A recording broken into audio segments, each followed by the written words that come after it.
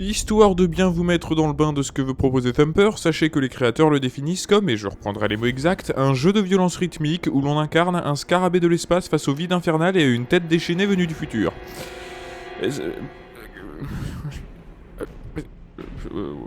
Bienvenue dans cette critique. J'aime jouer à globalement tout. Tous les genres, pas tous les jeux. Jeux d'action, jeux d'aventure, jeux d'horreur, jeux poétiques, jeux de rythme, jeux de réflexion, et bien sûr, dans le tas, certains se recoupent. Ce qui est évident, puisqu'aucun jeu n'appartient qu'à un seul genre. Splatoon, pour vous, c'est un TPS, un jeu de stratégie, un party game.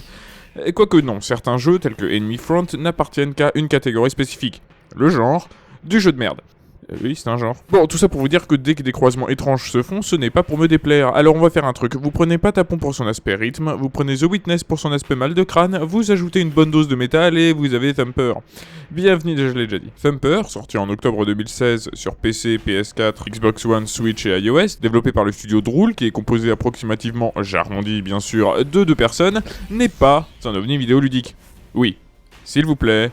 Arrêtez avec ça. Peut-être que ça sonne bien tout ça, ovni, machin, mais réfléchir une seconde fois, c'est une qualification parfaitement arbitraire et qui ne veut finalement rien dire. Et je vais pas m'attarder dessus, quelqu'un l'a déjà fait pour moi, à savoir Pseudoless dans son émission Red Barrel. Allez voir Pseudoless, c'est beaucoup trop bien, et c'est sans le moindre doute possible le meilleur critique vidéoludique existant. Voilà. D'ailleurs, il m'est arrivé de leur prendre une idée involontairement, à savoir comparer MGS5 et Super Mario 64. Et c'était mon mea culpa. Voilà. Le jeu Le jeu. Et pour changer, commençons par l'aspect graphique. Alors, c'est original. Ouais, je pense que c'est le mot. Oui, à vue d'œil, ce jeu est unique. Et pas qu'à vue d'œil, vous allez voir. Donc on incarne un scarabée avec une armure en métal qui glisse sur une piste mi-métallique, mi-organique, qui se déforme au gré de sa volonté, avec des ornementations sur le côté qui forment des ailes, un tunnel, une allée, et ce, dans le néant absolu. Et c'est plutôt beau à regarder finalement, le mélange noir-argent et néon flashy rend vraiment bien et ce serait presque agréable si les retours visuels n'étaient pas aussi violents, ça aussi on y reviendra. Et les bords de la piste adoptent bien souvent des figures psychédéliques et des mouvements hypnotisants qui apportent un semblant de diversité là où le reste ne change absolument pas d'un niveau à l'autre. Bon après certes ce n'est pas très varié, mais c'est un jeu de rythme, même si ça n'en a pas l'air. Et contrairement à Patapon où l'on a dans la cinquantaine de niveaux sans réel renouvellement, Thumper a ici préféré nous proposer un jeu court avec 9 niveaux, 9 longs niveaux mais tout de même, qui proposent chacun une nouveauté de gameplay et qui sont tout bonnement impossibles à terminer en ce qui concerne les derniers pour le commun des mortels. D'une part parce que c'est dur sa race et de l'autre parce que c'est d'une violence assez médusante. Je vous parlais de mal de crâne, la raison est un peu plus simple. Les retours du jeu, qu'ils soient visuels ou sonores, sont extrêmement violents. Cela résulte aussi bien du fait que la vitesse et la puissance des impacts te flashent la gueule à grands coups de clignotement, explosions ralenties et autres distorsions, que du fait que le style musical s'avère très industriel et métallique. Il n'y a pas de mélodie, seulement des formules rythmiques propres à chaque niveau. Et je vous assure que 20 minutes dans le noir avec un casque sur les oreilles vous suffit pour une bonne migraine. C'en est épuisant, angoissant et très clairement inconfortable. Le jeu vous fait violence et il n'est aucunement question d'être dans sa zone de confort. Thumper vous malmène sans se soucier de si vous suivez ou pas. Parce qu'il est difficile. Très difficile, et il sera aisé de le ranger dans les jeux die and retry quand l'apprentissage des pistes par cœur se révélera de plus en plus essentiel. Les contrôles ne sont pourtant pas bien compliqués, une touche et le joystick gauche, mais c'est de les enchaîner qui s'avérera vraiment ardu. Brandir la carapace en guise de bouclier, déraper contre un mur, voler au-dessus des pics, se plaquer au sol, changer de piste, tout ceci devient un vrai casse-tête une fois mis bout à bout. Parce que les éléments qui s'accumulent au fil des niveaux, c'est une chose, mais en plus ça accélère. Plus ça se rapproche, plus ça s'entremêle, et là, bon courage, surtout que seule une erreur est permise. La deuxième, c'est la mort. Celle-ci ne signifie toutefois pas le recommencement de tout le niveau, même si c'est le cas en New Game Plus, mais le retour au début de la section. Et oui, puisque chaque niveau se découpe en petites parties recommençables à volonté pour tenter d'obtenir un rang S acquérable sous la condition d'effectuer une run parfaite.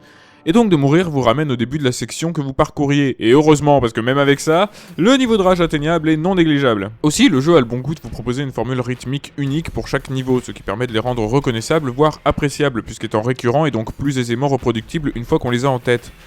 Pour vous donner une idée...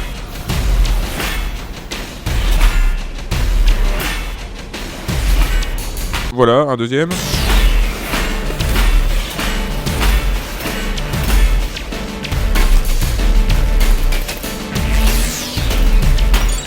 Et ces formules rythmiques sont également vouées à évoluer, que ce soit en changeant la manière de la jouer, en remplaçant attaquer au sol par un mur par exemple, ou en ajoutant des éléments à ceux déjà existants.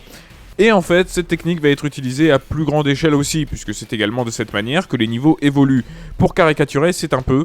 Segment 1, on t'apprend un truc plutôt simple. Segment 2, on t'apprend un truc plutôt simple. Segment 3, on relie les segments 1 et 2. Segment 4, introduction de la formule rythmique. Segment 5, on t'apprend un truc plus compliqué. Segment 6, on lit les segments 3 et 5. Segment 7, retour et évolution de la formule rythmique. Segment 8, aussi appelé si t'as pas tout compris tu passes pas, le boss. Les boss, souvent synonymes de pic de difficulté, vous obligent à parfaitement exécuter le parcours pour pouvoir, au bout, envoyer une boule dévastatrice, et ce à 4 reprises afin d'oxyre la ville créature.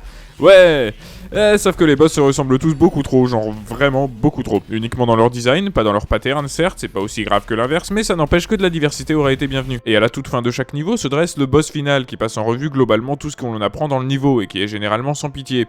Mais lorsqu'à force d'essais encore et toujours vain, de rage quit intempestif et de rang S loupé au dernier tackle, on finit par connaître les niveaux par cœur, là les rôles s'inversent. C'est vous qui malmenez le jeu, tout devient gratifiant, jouissif, et vous faites regretter au jeu chaque cicatrice qu'il vous a infligée. Comme Dark Souls. Et pour une fois que la comparaison tient la route. Enfin, abordons un peu le côté musical. Pour nous faciliter un peu la tâche, en plus d'enrichir la masse musicale, un indice sonore nous est systématiquement donné 3 temps avant que l'on ait à effectuer l'action. Ce qui théoriquement signifie que ceux à l'oreille la plus fine pourraient finir le jeu les yeux fermés. Théoriquement, parce que quand vous effectuez déjà une suite, je vous souhaite bon courage pour entendre l'indice, l'assimiler et le comprendre alors que vous faites quelque chose de différent en même temps. Finalement, Thumper n'est certainement pas un jeu tout public, par sa violence ou par son concept, mais ce qu'il entreprend, il le réussit. Et si vous êtes intéressé par l'idée et que vous acceptez d'être trimballé à droite à gauche sans avoir votre mot à dire, foncez, c'est certainement une des expériences vidéoludiques les plus originales et les plus impactantes. Impactante, parce que ça cogne. Bon. Et puis à y réfléchir, n'est-ce pas logique pour un jeu tout de métal construit qui vous fait cracher du sang que de vous marquer au fer rouge ?